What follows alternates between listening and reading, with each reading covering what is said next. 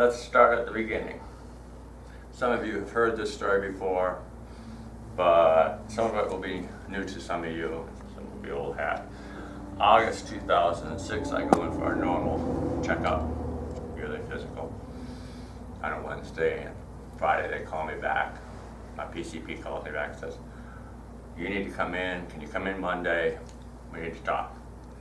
It's never a good sign when your PCP calls and says, we need to talk. So I go in Monday and he says, your white count's 17,000, it should be 10. Looks like CLL. I said, okay. He says, but we gotta confirm it, which means I'm going to refer you to a hematologist, a local hematologist, and we'll do a bone marrow biopsy and determine for sure that that's what it is. So I went in to see the hematologist and had my first bone marrow biopsy. Now, since then, this was my first bone marrow biopsy, by the way, first one I ever had. And since then, I've had several up at Vanderbilt, and having had them up at Vanderbilt, I came to realize that this particular doctor was a complete hack. 20 minutes of pure agony. Vanderbilt, I would say the pain level for 2 to 3 at most. His was a 10 plus for 20 minutes straight. So he didn't know what he was doing. But anyway, it came back and I had, in fact, had CLL. I also had lumps in my neck and under my arms. And without doing a biopsy, he diagnosed that as small cell non-Hodgkin's lymphoma. Well, these are two separate cancers. You can have one without the other, but they frequently intermarry. He was actually right about that. He was right. That's what it was. But they frequently intermarry. So now I have two types of cancer. So I'm under his care for 9 months. And I physically begin to deteriorate, but it's happening so slowly I don't really recognize it. Well, I do at the end, but at first I didn't. And then people would come to me and say, you don't look good, you don't look good. But there's a certain member of this congregation, it's like a dog with a bone, and it's Casey Reddy. He would not let it go. He kept insisting, you need to go to Vanderbilt, get a second opinion. You need to go to Vanderbilt, second. You need to go there. All right, I called Vanderbilt, made an appointment, and went down there. Now, all they're expecting is somebody to come in with a second opinion. For a second opinion, they're not ready for what they're going to face. So I go in there, and of course, the usual procedure when they checked, first they drew blood, then they gave me a CT scan, and a CT scan is the only test you can run to check the progress of small cell non-Hodgkin lymphoma, and in the 9 months previous, the other hematologist had never done a CT scan. So then, after that, I go up to the waiting room, because they gotta wait for all the test results to come back. And they take me in the exam room, and Dr. Jagesh comes in and says, well, he says, I just consulted with the radiologist, and we have determined that you have more tumors in your body than we've ever seen in a human body before. And what what had happened was, the doctor, or the previous doctor, had just been testing my blood, and my CLL was stable. Hadn't tested for the small cell non-Hodgkin lymphoma, which had gone, batshit crazy, you might say. I was in end stage small cell non-Hodgkin lymphoma, and on top of that, my left lung was completely collapsed. So then all hell broke loose, because this curiosity had just entered their place, and they were like aghast that I was in this situation. So every doctor on that, this is what then was the hematology ward, and it's since split off. Hematology is no longer. Hematology moved up to the third floor, and now the second floor is just stem cell. But every doctor in the hematology department, every fellow, every intern wanted to see me because they couldn't believe us. And so the exam room was packed, and I was asked the same question a dozen times over again by each one of them coming and asking me the same questions. So then they said, well, you're going to the hospital, obvious. And so they brought me up to the hospital when they found a bed. And the first thing they did was partially reinflate my lung, my left lung. They can't, once it's completely collapsed, they can't fully reinflate it because it'll damage the lung. So they can only partially reinflate it. So they partially reinflated it, which involved taking a large needle and sticking it in my back through the sac, pulling out the fluid. They pulled out 1 liter of fluid. They showed it to me. It was red. And once they got done, it was uncomfortable to say the least. But once I got done, I felt much better because I could breathe again. And then Dr. Jagesh came in. If you don't mind, ever since I had a stem cell transplant, I have postnatal drip. It's just constant. So you'll see me like my nose occasionally. So Dr. Jagesh came in and said, we don't normally do chemo on the weekends, but we're going to do it. We're going to start you on chemo tonight. So they started me on chemo, which is SCR. That's what they use for that, which is fludarabine, Cytoxan, and Rituxan.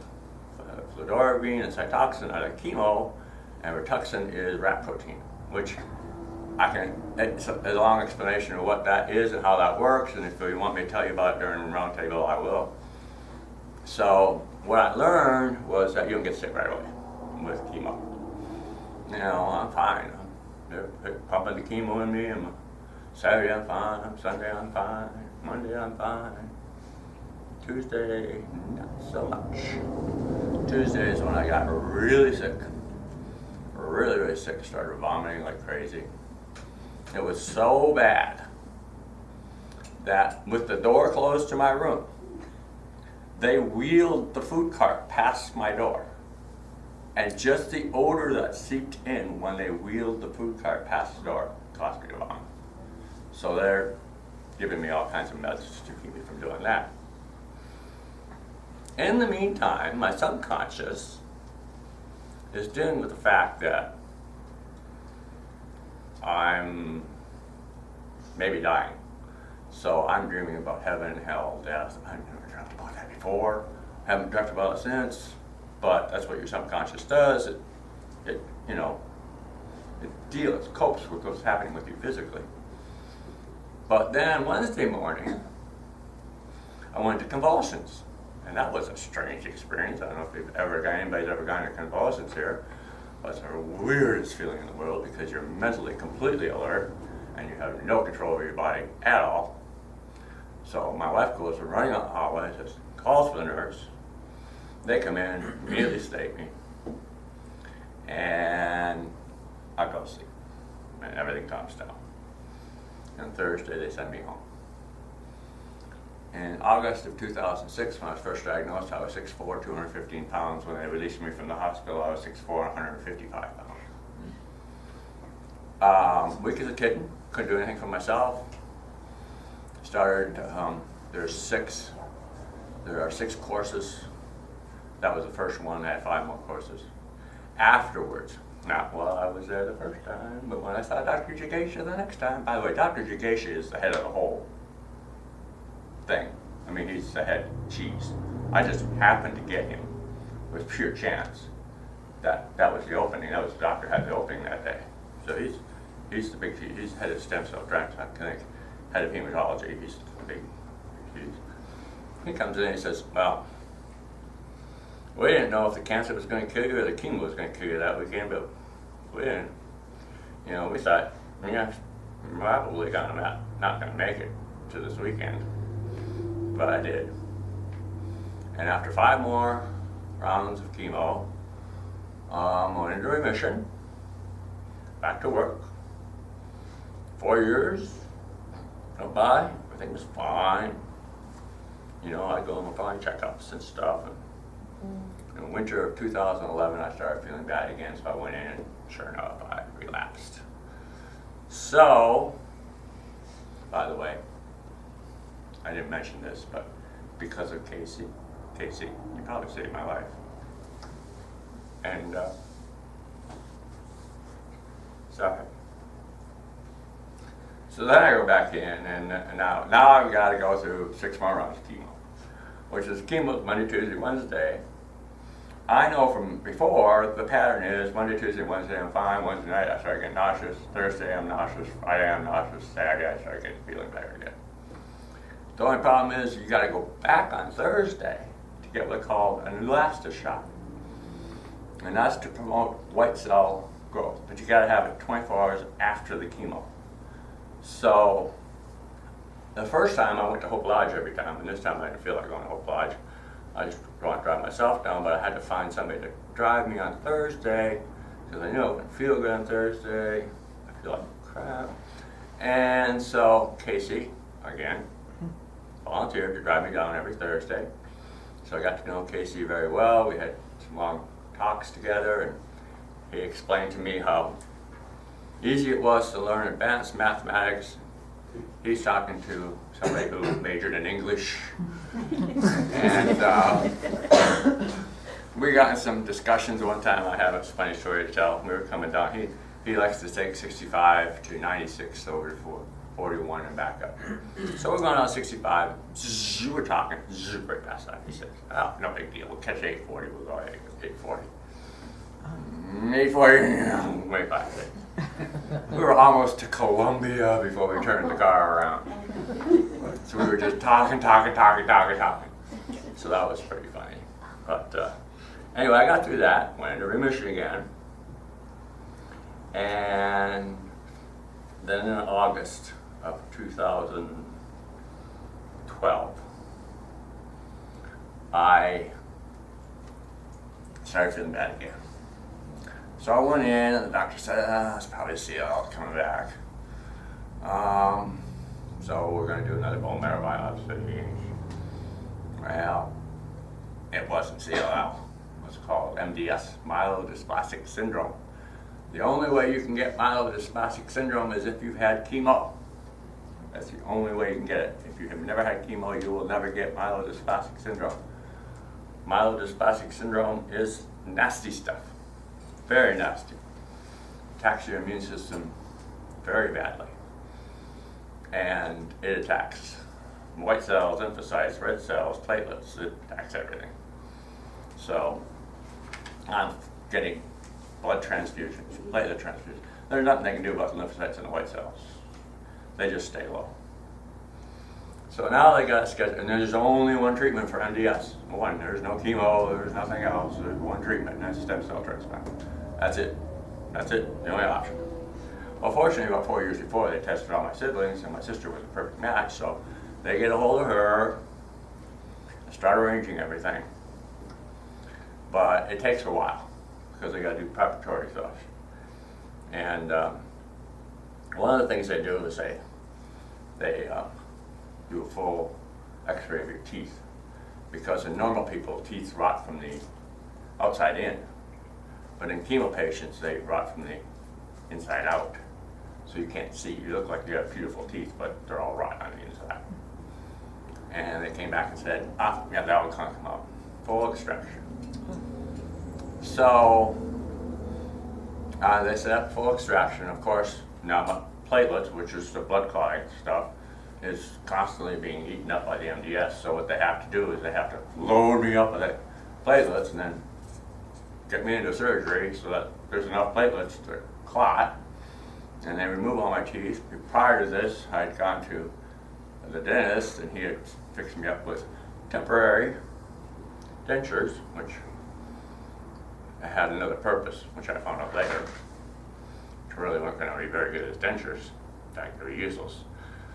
But they knocked me out, did surgery, and I woke up with these dentures in my mouth, and I was told, you cannot remove them for a week. Well, what they're really for is to protect the surgery site. That was a miserable week because those dentures were not comfortable at all. And when the day came, The 7th, when it came time, when I could pull them out, they immediately came out. A couple times after that, I tried to put them back in and went, oh, dang.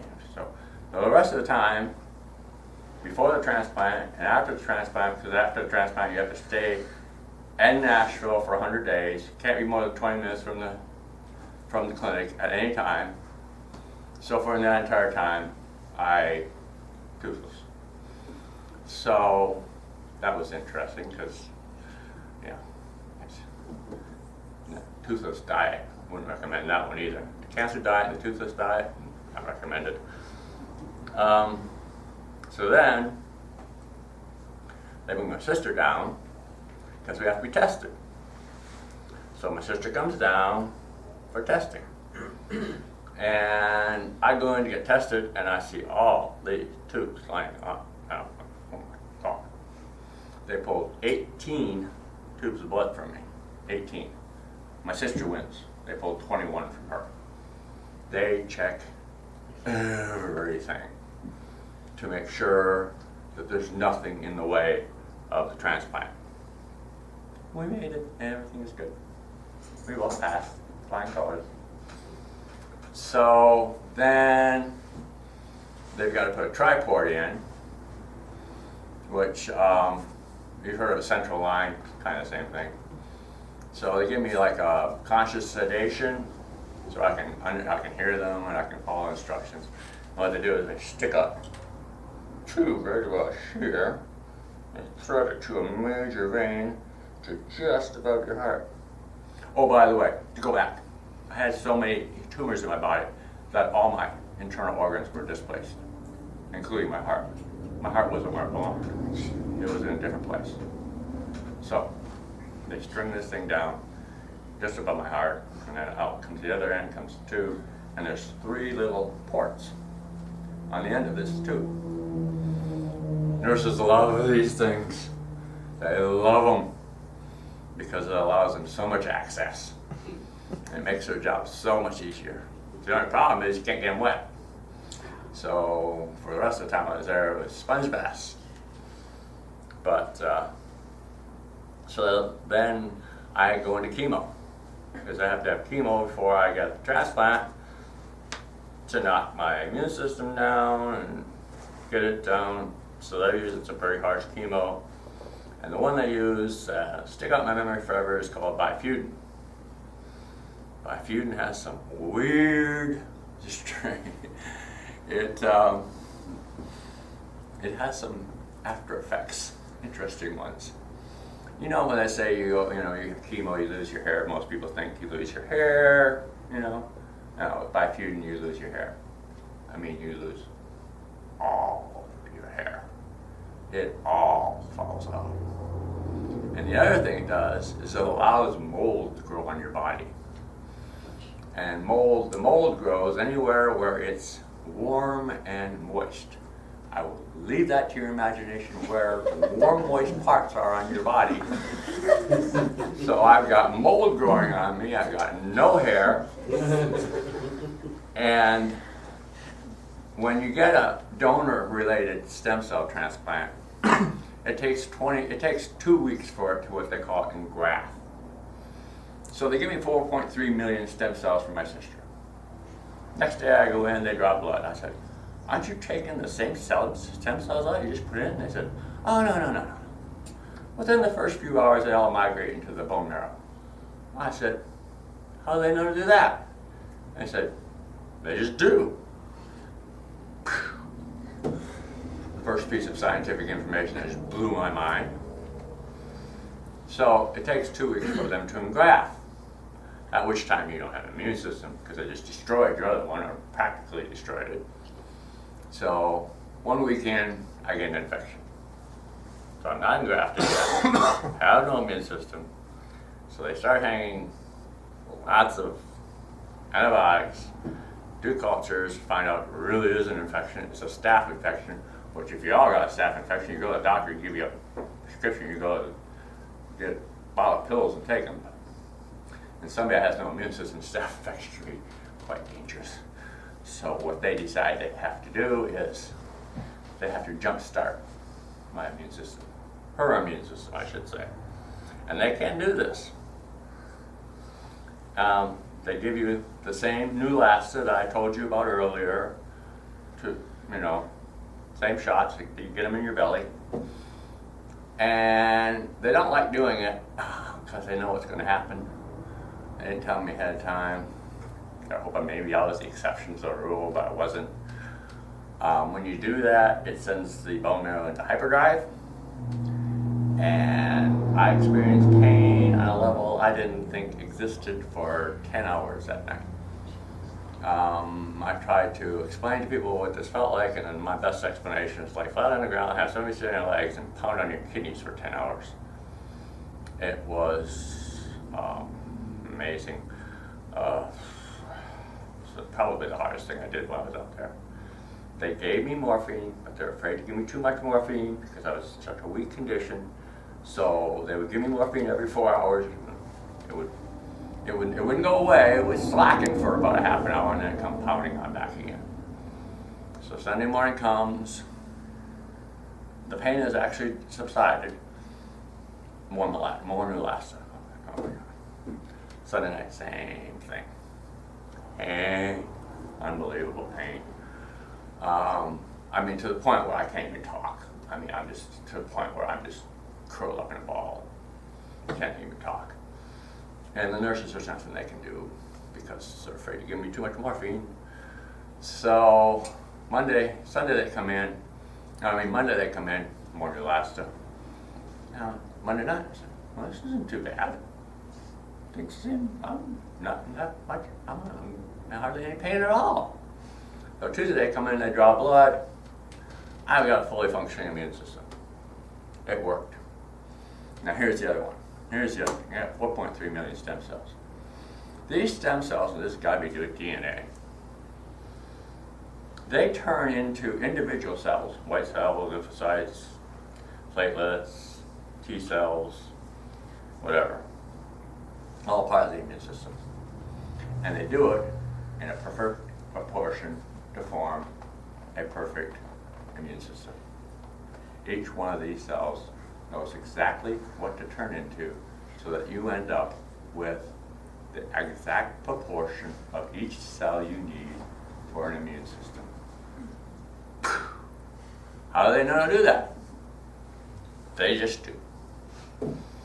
So I'm back, going in once a day, my blood check once a day, and I got a sheet at home.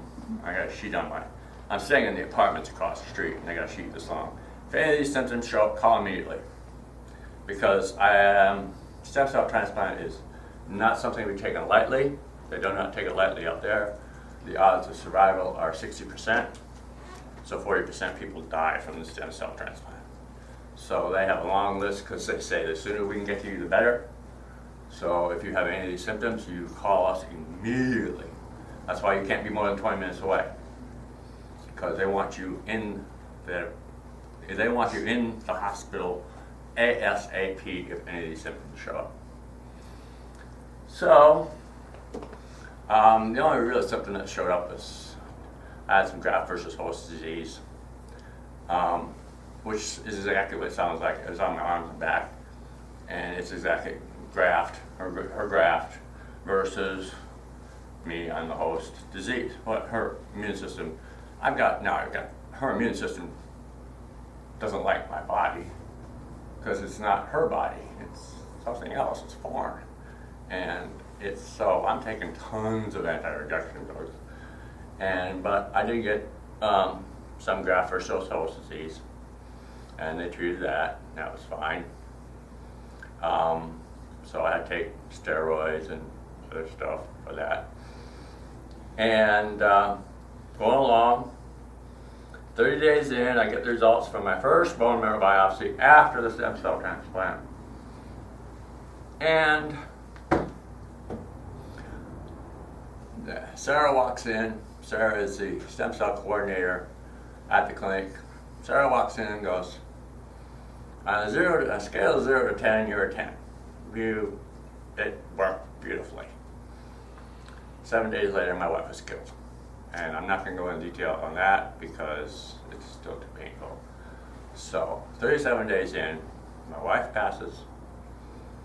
So now I've lost my wife, I've lost my caregiver, because somebody has to be with you 24 hours a day, 7 days a week, no exceptions. And that's where you people came in ways that I could never have expected. Led by our esteemed leader, Doug Traversa, I suddenly found out what a great church this was, as if I didn't know before. So the first week is kind of a blur, but there's a couple things that stand out because there were people coming and going. Lucy Kane, she bought our photo album, and we went through the photo albums, and I got to see, Annie when she was little, and the Fox children when they were little, and I got to see Casey with hair. Casey actually did have hair. And that was fun. And the other one was Hal and Linda came in. And of course, Hal is a scholar, and I'm no judge, but he speaks, to me anyway, pretty good middle English. But in the conversations that went on, Linda and I found out he had never heard of Rocky and Bullwinkle. Which we found strangely odd and culturally deprived, because he had no idea who Rocky and Bullwinkle are, let alone Mr. Peabody and the Wayback Machine. We're like, what is wrong with this man? You need to get your head out of his books. But that was funny. And then I found out I was going to get a permanent caregiver by the name of Bob Webster. Now, I heard the name. I didn't place the name with face, but I knew. Just a second.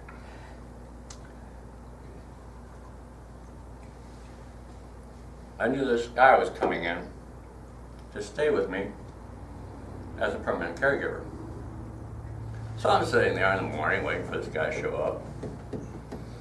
Door opens, and walks this man, floppy hat, long beard, long hair, tie-dye shirt, walking cane. I'm going, oh God, they sent me Merlin. Oh God, they sent me Merlin. Okay, we'll go with it. But it was the right choice, because him and I got really close. We come from sort of similar backgrounds. We share some similar things. Sex, drugs, and rock and roll being the main ones. Similar drugs, similar taste in music.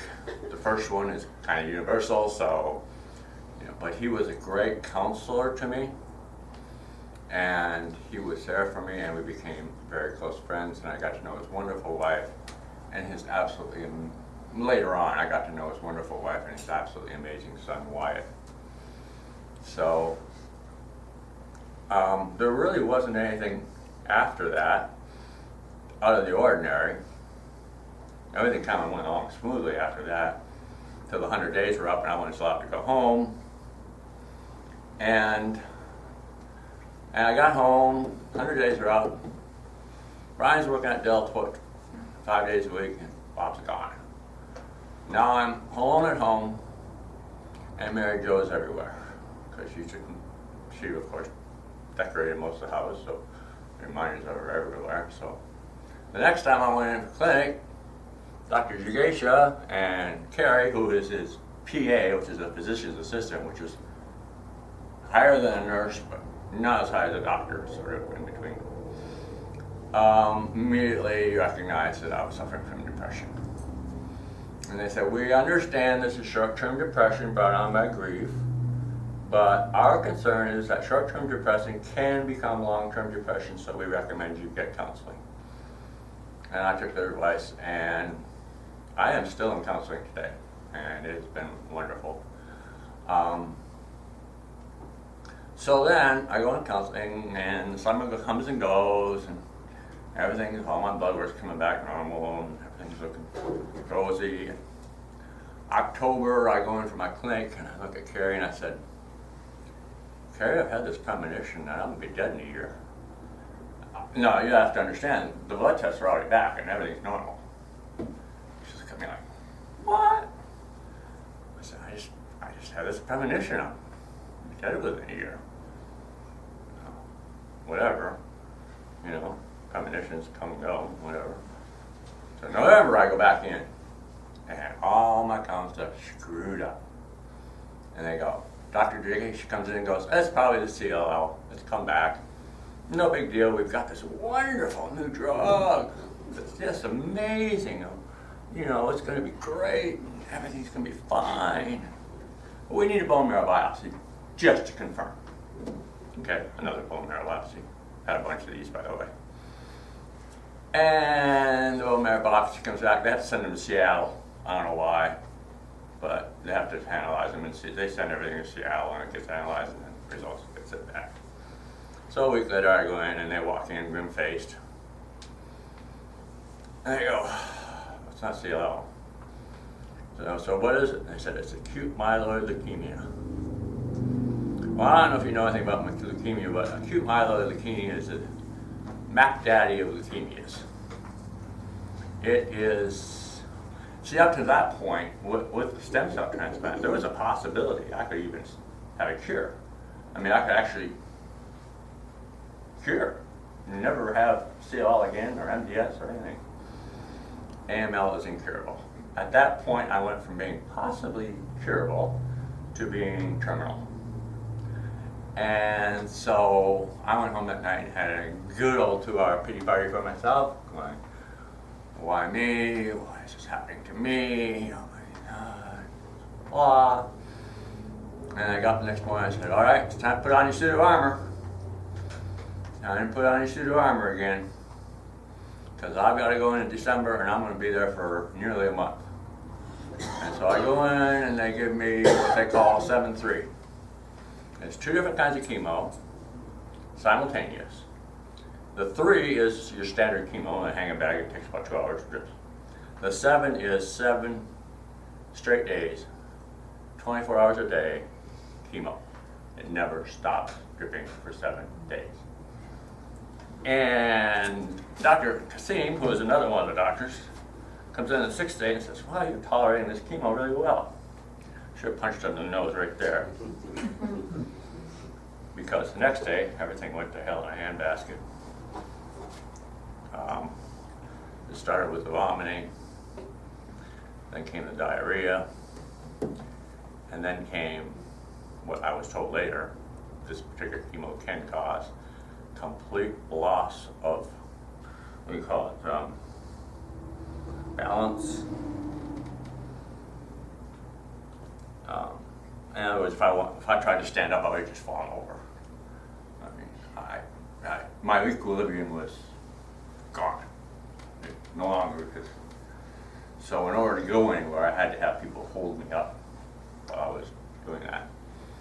So that was a miserable day because I was sick. I couldn't stand up. I had to have help helping me. The next day was a little bit better, and then it got better.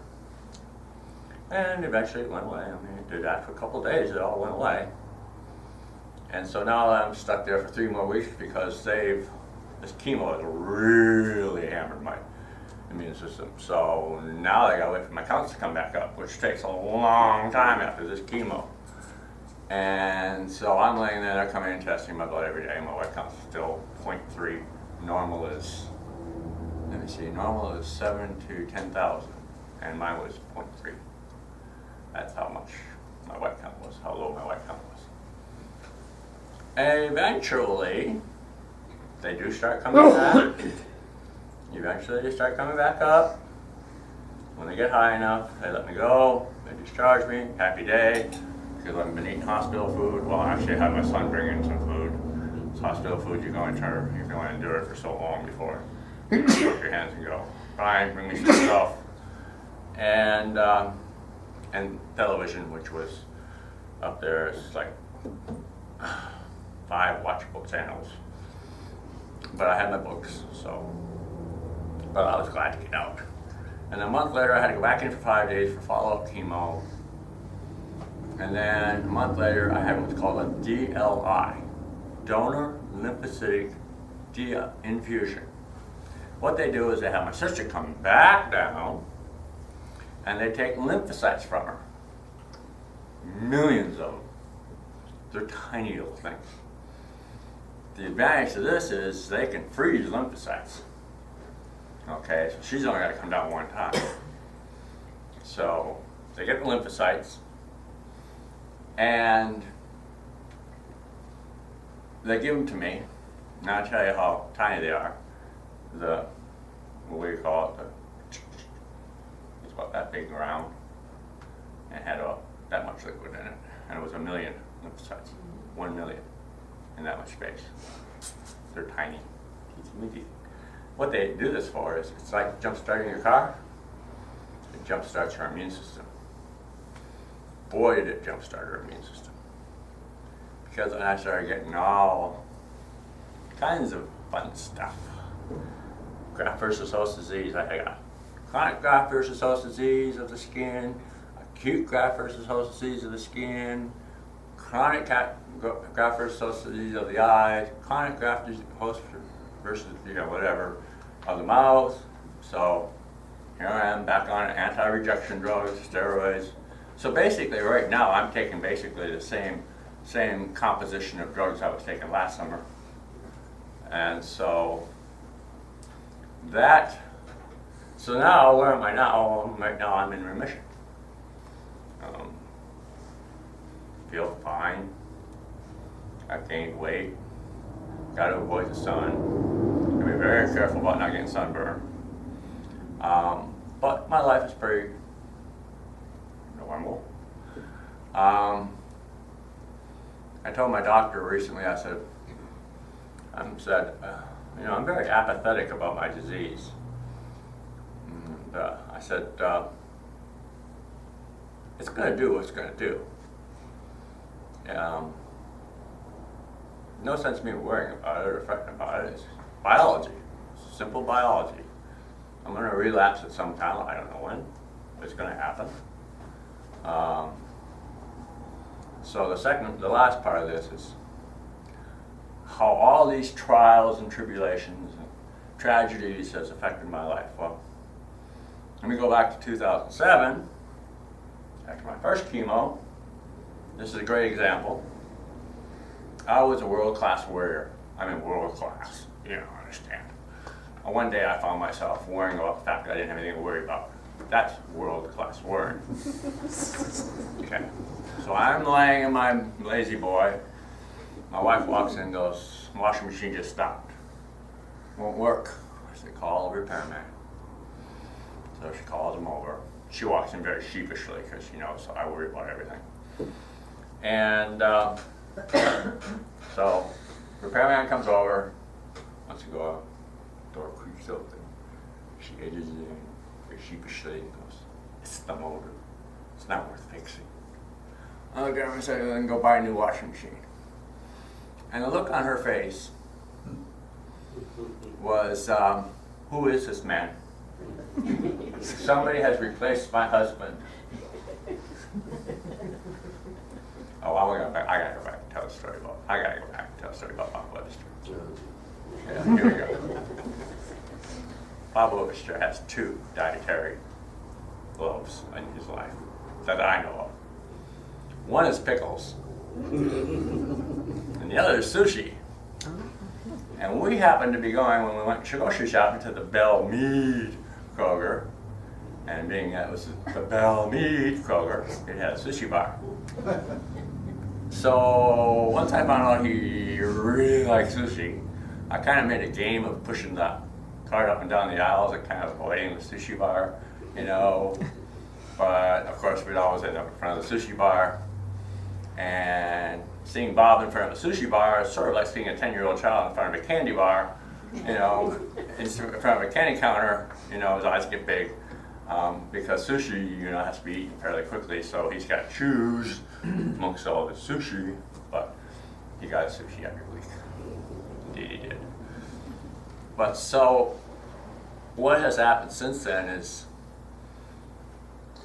that I have, you can read Emerson and Thoreau and the Buddhists, and if that helps you find your peace, it's great. But what I discovered in myself was that the goal I was going to set for myself from then on out was that every day I would try to squeeze as much joy and happiness and peace and tranquility as I could out of each day, because each day is each day, and tomorrow's no guarantee. So that's why I am now. So I don't really need to read Emerson. I don't really need to read Thoreau. I've kind of reached that point. No. Is every day a good day? No. No, I have bad days. Because the two things that stand in my way from having a good day, well, it's loneliness and grief. Well, loneliness kind of went away when Brian decided to quit Dell and take an extended leave of absence, so he's right next door. So I'm not lonely anymore. The grief will last forever, and I just have to deal with it. And that's what gets me down. I mean, that's what, if I'm in a bad mood, it's probably because I'm thinking about Mary Jo. So, but for the most part, I have a wonderful life. I know what my situation is. It doesn't bother me. As I've said before, everybody in this room is going to die at some time. Most of you don't know what's going to cause that. I just happen to know what is. So I don't worry about it. It's like worrying about if your car's going to start in the morning. You're not going to make a car start in the morning. You know, if your car's either going to start or it's not, and you're laying in bed at night worrying about whether it's going to start in the morning, it's going to do no good. So I have basically chucked aside so much garbage out of my life. It is unbelievable how much trash I have trashed out of my life. And if I can leave you with one piece of advice, it is get rid of the trash.